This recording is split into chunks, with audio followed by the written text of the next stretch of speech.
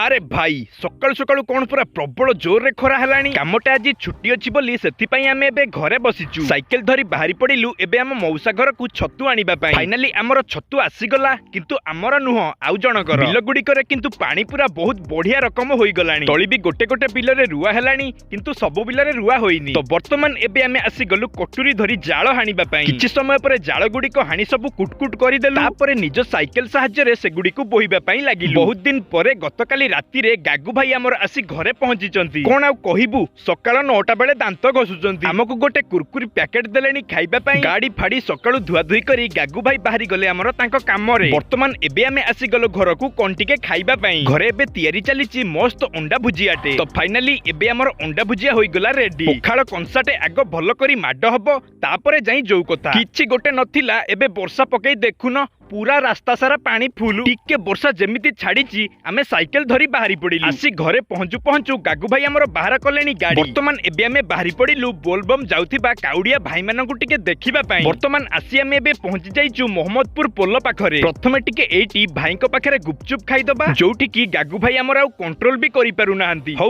आउ टेंशन नियनी, आसी गला एबे खाई चलो। खाइसरी बाहरी गलु टिके नरेंद्रपुर आडे बुलाबुली करिबा पई। अरे एपटे तो गाड़ी फाड़ी गुडी को प्रबल जाम पूरा। एमिति टिके बुलाबुली करी आसिकी एई आम गाँ छकरे पड़िथिबा चेयर रे बसी थंडा थंडा पवन खाउचु आउ।